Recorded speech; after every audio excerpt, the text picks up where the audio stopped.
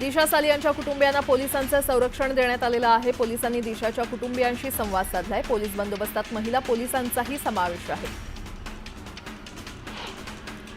किशोरी पेडणेकरांनी आपल्याला नजरकैदेत ठेवून पुरावे खरे मानण्यास भाग पाडलं असाही दावा याचिकेत करण्यात आलाय। तर नितेश राणेंनी केलेल्या आरोपात तथ्य असल्याचाही दावा सालियन यांनी याचिकेत केलाय। 8 जून 2020 ला दिशाच्या मालाडमधील घरी पार्टी झाली। पार्टीमध्ये रोहन रायसह आदित्य ठाकरे, सूरज पांचोली आणि दिनो मोरिया होते। तिथेच त्याच्यावर सामूहिक बलात्कार करून हत्या केली असा आरोप याचिकेतून करण्यात आलाय।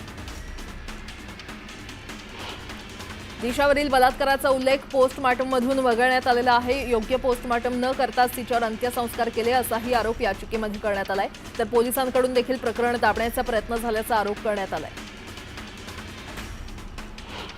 दिशाच्या मृत्यूनंतर आदित्य ठाकरेंनी पोलिसांना अनेकदा फोन केल्याचा आरोप दिशाच्या वडिलांनी याचिकेतून केलाय। तसंच प्रत्यक्षदर्शींना धमकावण्याचा प्रयत्न झाल्याचाही दावा करण्यात आलाय।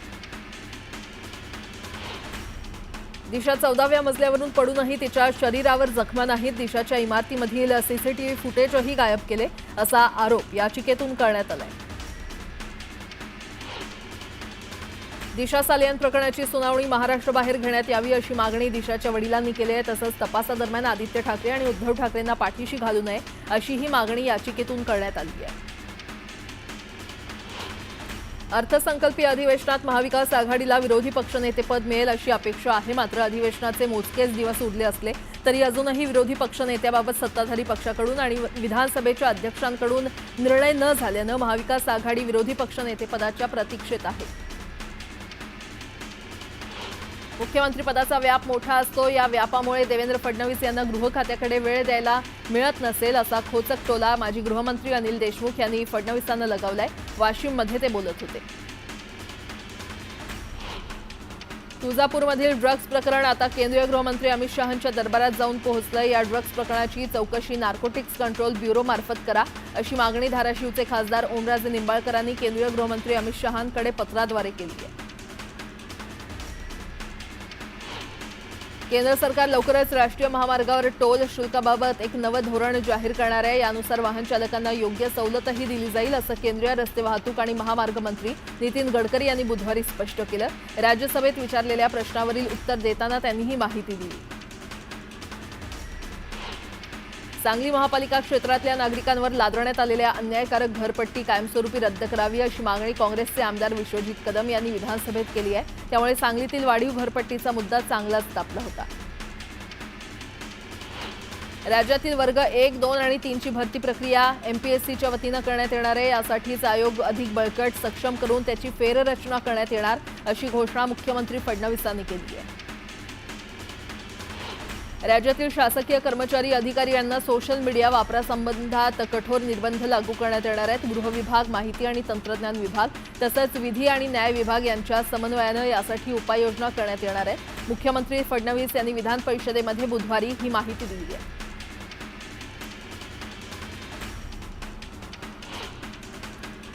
आणि आता एक मोठी बातमी, नागपूर दगडफेक हिंसाचार प्रकरण हिंसाचार घडवण्यासाठी 3 ठिकाणी बैठक झाली असल्याची सूत्रांकडून माहिती मिळते।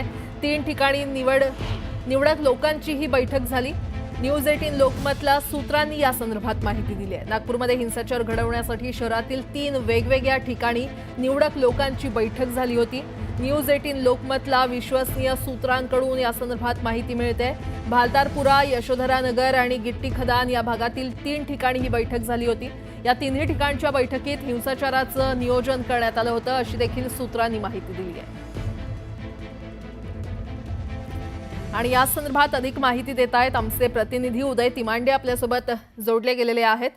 उदय, नागपूरमध्ये जो हिंसाचार झाला तो हिंसाचार घडवण्यासाठी 3 ठिकाणी बैठक झाली होती असं कळतंय, काय अपडेट? खरं तर प्राजक्ता, नागपूरमध्ये जो हिंसाचार झाला तो अगदी सुनियोजित पद्धतीने रचलेला कट होता याचा आणखी एक पुरावा जो आहे तो समोर आलेला। कारण न्यूज 18 लोकमतला मिळालेल्या विश्वसनीय माहितीनुसार हा सगळ्या सुनियोजित कट रचण्यासाठी नागपुरातल्या 3 भागांमध्ये जी आहे ती बैठक झाली होती। ते 3 भाग म्हणजे नागपूरचा भालदारपुरा, यशोधरा नगर या भागामध्ये ही बैठक झाली होती। मी सध्या याच यशोधरा नगर भागामध्ये आणि हा जो भाग आपल्याला पाहायला मिळतो याच भागामध्ये म्हणजे समोरच्या याच गल्लीमध्ये जो आहे तो या सगळ्या घटनेचा मास्टर माइंड असलेला फहीम खान जो आहे तो राहतो या भागामध्ये आता मोठा पोलीस बंदोबस्त तैनात करण्यात आलेला आहे आणि जी माहिती आपल्याला मिळालेली आहे त्या माहितीनुसार याच भागामध्ये जी आहे ती ही बैठक झाली होती। या बैठकीमध्ये जे आहे ते निवडक लोकांना बोलविण्यात आलं होतं आणि या बैठकीमध्ये जे आहे ते हिंसाचार कसं करायचं, हिंसाचार करत असताना ज्यावेळी पोलिसांकडून अडविण्याचा प्रकार घडेल त्यावेळी पोलिसांना कसं डायव्हर्ट करायचं, हा हिंसाचार घडवत असताना कुठल्या कुठल्या गोष्टींची काळजी घ्यायला हवी, आपल्यासोबत कुठली शस्त्र असायला हवी, पेट्रोल बॉम्ब कसे आणायचे, पेट्रोल कुठल्या पंपावरून खरेदी करायचं, या सगळ्या बाबतीतलं नियोजन जे आहे ते या बैठकीतच ठरलं होतं। अतिशय कमालीची गुप्तता या बैठकीच्या निमित्तानं पाहिली गेली होती आणि निवडक म्हणजे 50 ते 60 लोक जे आहेत ते या तिन्ही बैठकीमध्ये जे आहे ते सहभागी झाले होते। याच बैठकीमध्ये जे आहे ते सोशल मीडियावरून चेतावणी द्यायची, त्यानंतर कुठल्या तरुणांनी कुठे एकत्रित व्हायचं, कुठल्या भागातल्या तरुणांनी एकत्रित व्हायचं, या सगळ्या बाबतीतला जो आहे तो मास्टर प्लॅन तयार करण्यात आला होता। या बैठकीमध्ये जो आहे तो स्वतः फहीम खान देखील जे आहे ते सहभागी झाला होता आणि याच गल्लीमध्ये म्हणजे फहीम खानच्या घराच्या नजदीकच ही सगळी बैठक जी आहे ती झाली होती आणि या बैठकीला जो आहे तो या बैठकीनंतर जे आहे ते या सगळ्या प्लॅनला जे आहे ते मूर्तरूप देण्यात आलं होतं। आपण सुरुवातीला पाहिलं होतं की सुरुवातीला हे जे आंदोलक आहे हे शिवाजी पुतळा परिसरामध्ये एकत्रित होऊन त्यांनी नारेबाजी केली होती आणि त्यानंतर चिटणीस पार्क परिसरामध्ये जे आहे ते पोलिसांसोबत जे आहे ते आमोरासमोर झाले होते, पोलिसांवर दगडफेक झाली होती। ज्यावेळी सगळे पोलिसांवर दगडफेक करण्यात येत होती त्यावेळी पोलिसांना तिथं अडकवून हंसापुरी भागामध्ये जे आहे ते मोठा हिंसाचार घडविला जात होता। पोलीस जे आहे ते चिटणीस पार्कच्या त्या दगडफेकीमुळे समोर जाऊ शकत नव्हते आणि त्याचा फायदा जो आहे तो या आंदोलकांनी घेतला होता।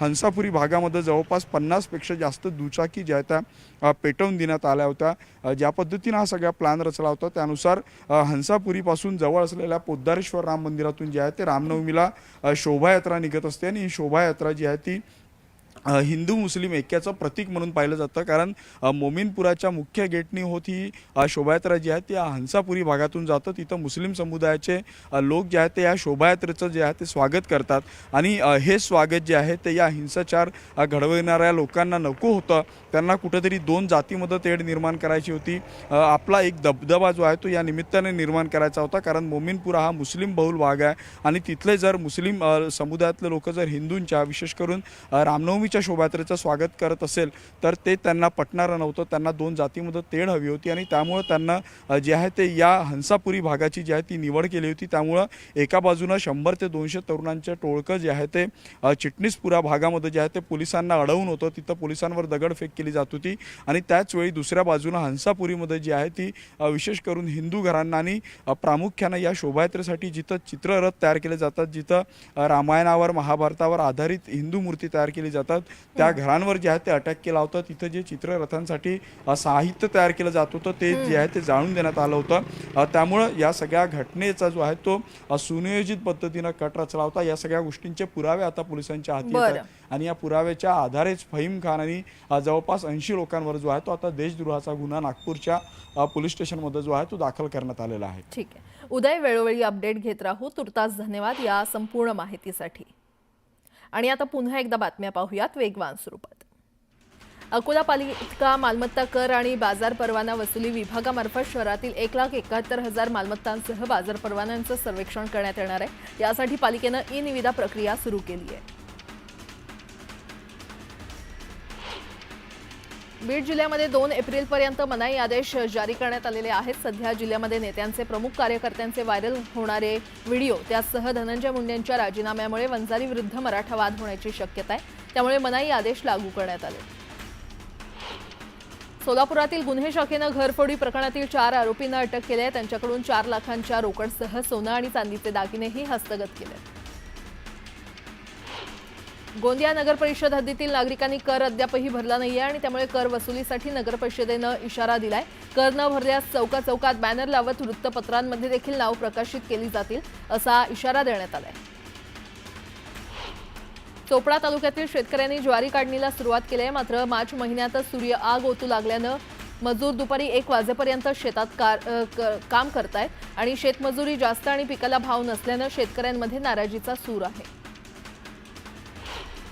चौदार तळ्याचा आज 98वा वर्धापन महाडच्या ऐतिहासिक चौदार तळ्यावर साजरा करण्यात येतोय। यासाठी अनुयायांनी गर्दी करायला सुरुवात केली आहे। यावेळी विविध कार्यक्रमांचं आयोजन करण्यात आलंय। पुढील 5 दिवस विदर्भात काही ठिकाणी विजांसह वादळी वारे वाहण्याची शक्यता वर्तवण्यात आली आहे. तर दुसरीकडे मुंबईतील कमाल तापमानातही घट होण्याची शक्यता आहे. त्यामुळे मुंबईकरांना काही अंशी दिलासा मिळण्याची शक्यता आहे. मुलुंड पाठोपाठ गोराई भागात जलवाहिनी फुटल्यानं पिण्याच्या पाण्यावाचून या भागातील नागरिकांचे हाल झालेत. सध्या इथला पाणीपुरवठा हळूहळू पूर्ववत होतोय, मात्र तोपर्यंत पाणी जपून वापरावं असं आवाहन करण्यात आलंय. विरार अलिबाग मल्टी मॉडेल कॉरिडॉरचा पहिला टप्पा 96 किलोमीटरचा आहे. त्यासाठी CRZ, पर्यावरण विभाग, वन विभाग आणि वन्यजीव अशा वेगवेगळ्या 5 विभागांच्या परवानग्या आवश्यक आहेत. यासाठी लागणाऱ्या कागदपत्रांची पूर्तता करण्यात आली आहे. त्यामुळे जूनपर्यंत या परवानग्यांचा सर्व अडथळा दूर होणार आहे.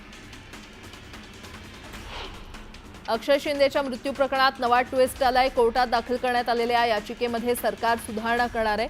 ठाणे कोर्टात सुरू असलेल्या कामकाजाला सरकार आव्हान देणार आहे.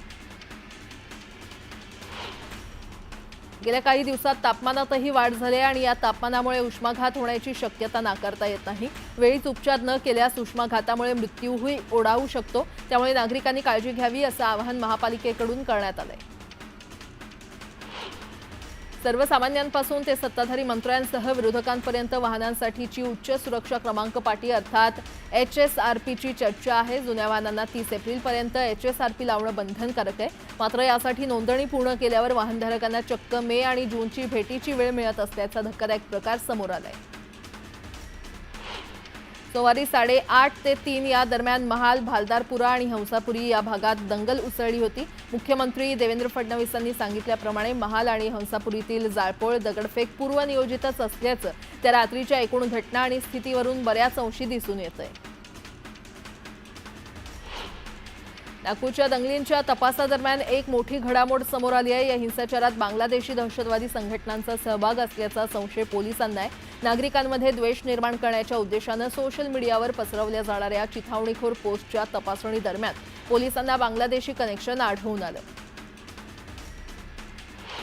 कल्याण डोंबिवलीतील 65 अनधिकृत इमारत प्रकरणी न्यूज 18 लोकमतच्या पाठपुराव्याला यश आलंय. या 65 इमारतीतील रहिवाशांना बेघर न होऊ देण्याचा निर्णय सरकारनं घेतलाय.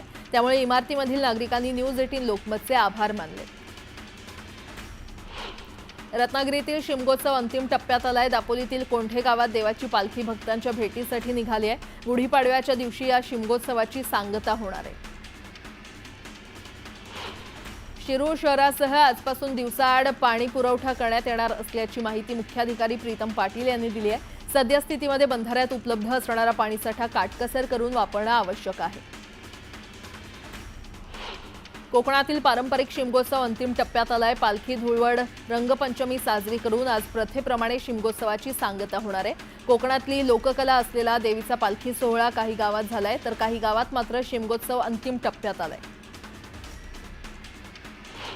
एकीकडे बैलजोडीची किंमत लाखात गेल्यामुळे बैलजोडी सांभाळणं सामान्य शेतकऱ्याच्या आवाक्याबाहेर गेलंय. वाढत्या लोकसंख्येमुळे शेतीची विभागणी झाल्यानं बहुतांश शेतकरी अल्पभूधारक झालेत आणि याशिवाय चारा टंचाई असल्यानं चाऱ्याच्या दरानं डिझेलची बरोबरी गाठली आहे. परिणामी बैलजोडी सांभाळणं कठीण झालंय.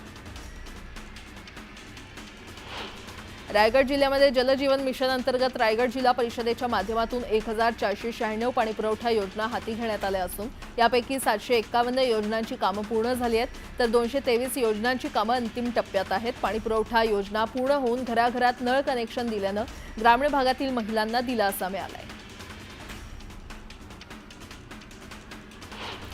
जळगाव जिल्ह्यातील भुसावळ येथे मरीमाता यात्रोत्सवानिमित्त 12 गाड्या ओढत उत्सव साजरा करण्यात आला. मरीमाता मंदिर यात्रा महोत्सवात शेकडो वर्षांची परंपरा आहे.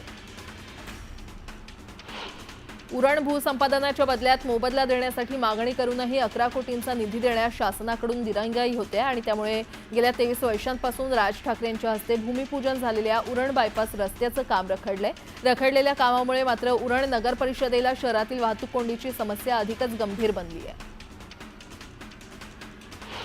धाराशिवच्या भूम तालुक्यातील वाल्हा इथल्या एका व्यक्तीला बेदम मारहाण करण्यात आली होती. जुन्या वादातून ही मारहाण केल्याची शक्यता आहे. या प्रकरणी 8 जणांविरोधात पोलिसात गुन्हा दाखल झालाय.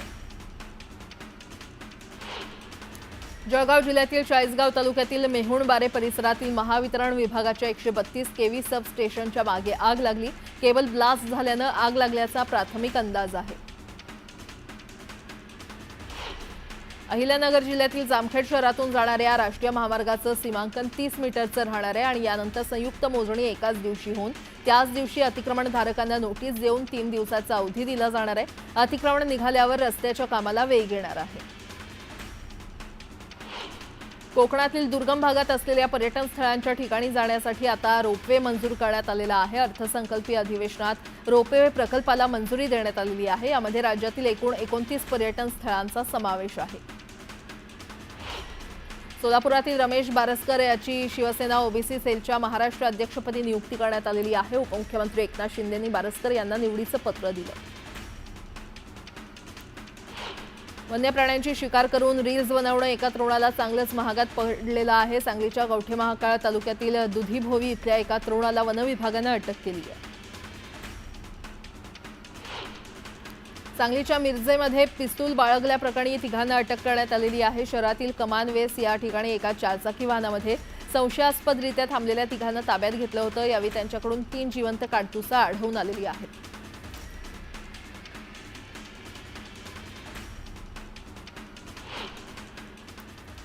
आता एक मोठी बातमी नागपूरमधून. नागपुरातील हिंसाचार प्रकरणाच्या तपासादरम्यान एक मोठी घडामोड समोर आलेली आहे. या हिंसाचारात बांगलादेशी दहशतवादी संघटनांचा सहभाग असल्याचा संशय पोलिसांना आहे. नागरिकांमध्ये द्वेष निर्माण करण्याच्या उद्देशानं सोशल मीडियावर पसरवल्या जाणाऱ्या चिथावणीखोर पोस्टच्या तपासणी दरम्यान पोलिसांना बांगलादेशी कनेक्शन आढळून आलं.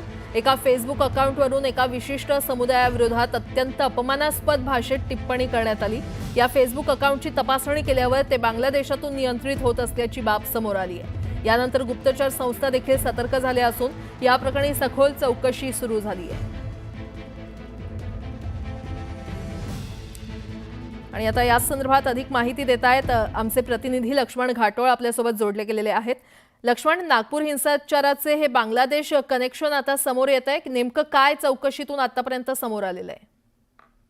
खरं तर नागपूर पोलिसांच्या सतर्कतेमुळे हा सगळा पुढचा प्रकार जो आहे तो थांबलेला आहे. मात्र या सगळ्यामध्ये या सगळ्या दंगलीमध्ये बांगलादेशचं कनेक्शन जे आहे ते समोर आलेलं आहे.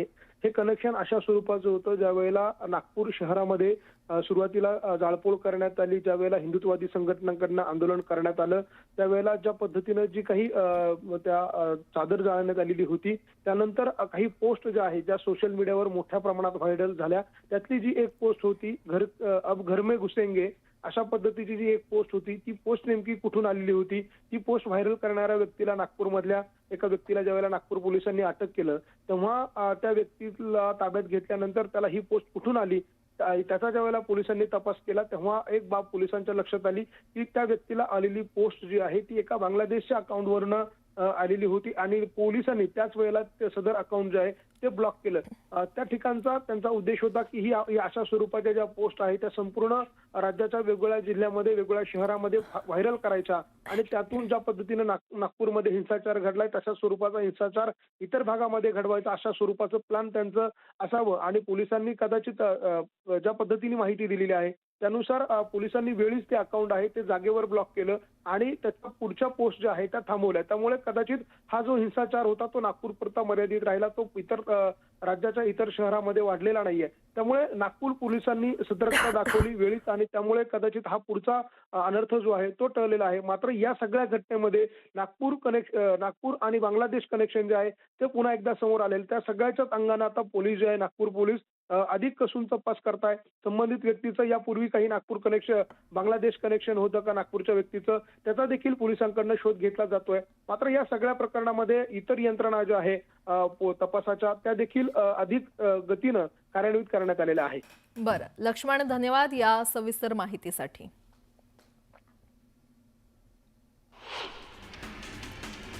MMRDAनं या वर्षात कांजूर मार्ग ते बदलापूर मेट्रो 14 मार्गिकेचं काम हाती घेण्याच्या अनुषंगानं हालचाली सुरू केलेल्या आहेत. या मेट्रो मार्गिकेमुळे पर्यावरणावर होणाऱ्या परिणामांचा अभ्यास करण्यासाठी MMRDAकडून लवकरच सल्लागार नेमला जाणार आहे.